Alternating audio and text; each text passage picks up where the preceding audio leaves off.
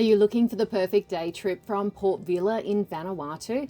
The Blue Lagoon on Efate Island is one of the most searched for attractions in the country, and for very good reason. But planning a visit isn't always as straightforward as it sounds, as first-time travellers, coming off a cruise ship, and even independent explorers often ask, is it worth the hype? What's the best time to visit? Costs? How do you get there? And what should you bring? During our week in Vanuatu, we made it a priority to visit the Blue Lagoon not once, but twice. So in this complete guide, I'll share exactly what we learned, helping you experience the Blue Lagoon in the best way possible. The Blue Lagoon is located on Efate Island, the main island of Vanuatu, where the capital city of Port Vila is also found. You'll find it on the eastern side of the island, about 45 to 50 minutes drive from Port Vila by car or tour vehicle. It's nestled between the small villages of Eden and Enum and is easily accessible by the main ring road that circles the island. Keep in mind that if you're joining a tour, the total travel time may slightly vary, as most operators make multiple hotel pickups along the way and can add about 15 to 30 minutes to the journey. Despite the drive, the route is scenic and gives you a glimpse of local life and the island's lush tropical surroundings. Our particular guide also talked about the villages and pointed out as we passed them by, making it a great way to see more of Efate along the way. There are 4 ways to get to the Blue Lagoon, depending on your travel style, budget, and whether you're visiting Vanuatu on a cruise or staying longer on Efate Island. We visited the Blue Lagoon twice as a part of a different full day and half day tours, each one stopping there for around an hour. Sadly, our first time it absolutely poured with rain and we couldn't enjoy it properly. So later in the week we had some extra downtime on a sunny day and booked another tour. Therefore, we got to experience the lagoon swimming in all its beauty. One of the easiest and most popular ways to visit the Blue Lagoon is by joining a guided tour from Port Vila, which I'll link below in the description. Most full-day tours circle the island and includes other stops to other attractions like the Turtle Sanctuary, Top Rock or beaches, making an excellent value for first-time visitors. Other tours are generally half-day and will include additional sites like Eden on the River or the Turtle Sanctuary. If you're like me and prefer a more flexible schedule, you can hire a private driver for the day. This is ideal if you want to spend longer at Blue Lagoon or visit multiple places at your own pace. You can find private drivers through Facebook pages, forums, or chat with other guests in your hotel for recommendations. These can be harder to organise, requiring a local SIM or installing a pre-purchased eSIM to your phone. You'll text back and forth organising your day and negotiating the price. I recommend talking to other guests at your hotel first, as sharing expenses can be a cost-effective way with more people. Confident drivers can rent a car in Port Vila and follow the ring road east to reach the Blue Lagoon. Sounds easy enough, but just be warned about all the potholes on the road, which require more attention and take longer. I'm not sure I'd recommend a scooter, which you can also get, but I saw one guy having lots of trouble in town, meandering around the holes. If you're visiting Vanuatu as part of a cruise itinerary, the Blue Lagoon is offered as a shore excursion or can be visited independently.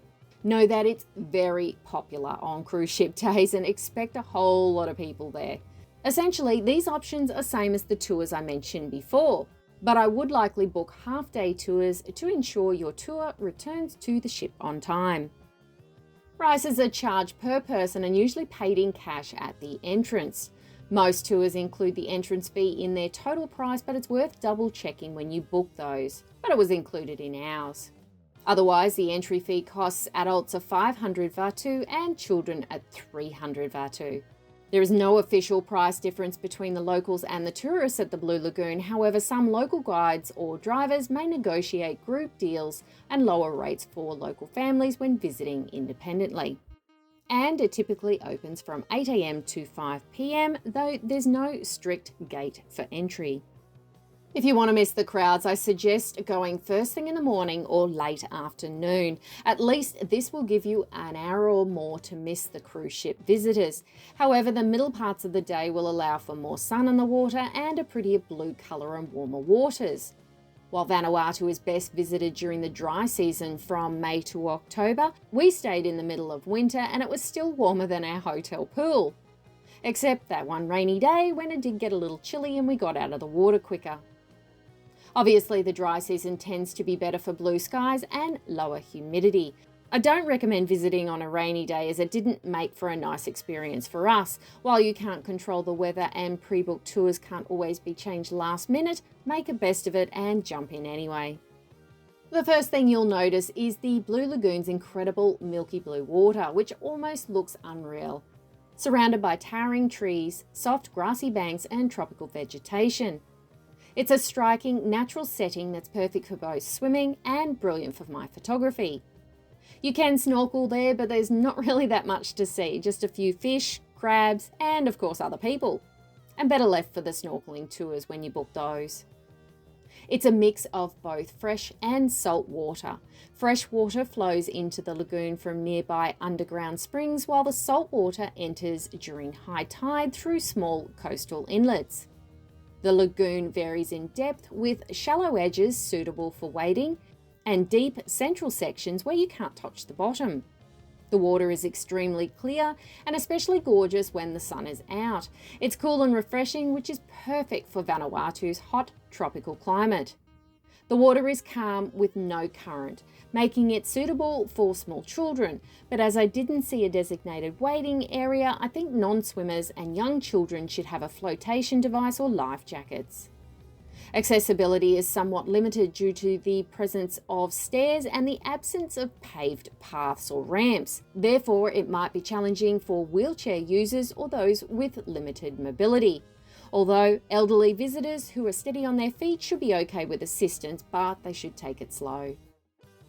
Overall, yes, the Blue Lagoon is worth visiting for escaping the Vanuatu heat and being lots of fun. It's easily one of the best things to do in Vanuatu, especially for families, couples, or anyone wanting to unwind in the natural setting.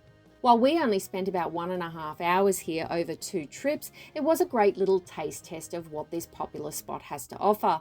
With so many activities and experiences packed into our Vanuatu itinerary, this short visit gave us enough time to enjoy a refreshing swim, snap some photos, and experience the beautiful blue water that makes this place iconic. With that said, if I had the chance to visit again, I'd definitely prefer to stay longer. Spending a full half day here would be ideal, especially if you have your own transport or hire a private driver and negotiate a flexible rate. Tour visits are great for convenience, especially with hotel pickup, but they usually stick to tight schedules, which limits how much time you get to relax and explore. The Blue Lagoon is a perfect place to cool down on a hot tropical day, but for a more relaxing experience, I recommend bringing a flotation device like a pool noodle or an inflatable ring. While the water is calm, it's also deep, and without something to float on, you'll find yourself treading water most of the time. Honestly, that's just way too much work for a relaxing holiday. As for the facilities, you have toilets and change rooms. They're basic but functional near the car park and picnic areas. Don't expect anything fancy, but they're clean and practical for a quick change after swimming. There's plenty of natural shade provided by trees around the lagoon, along with picnic tables and grassy spots where you can lie down on a towel or set up for lunch. Plus, there's plenty of space to spread out, especially if you arrive earlier in the day.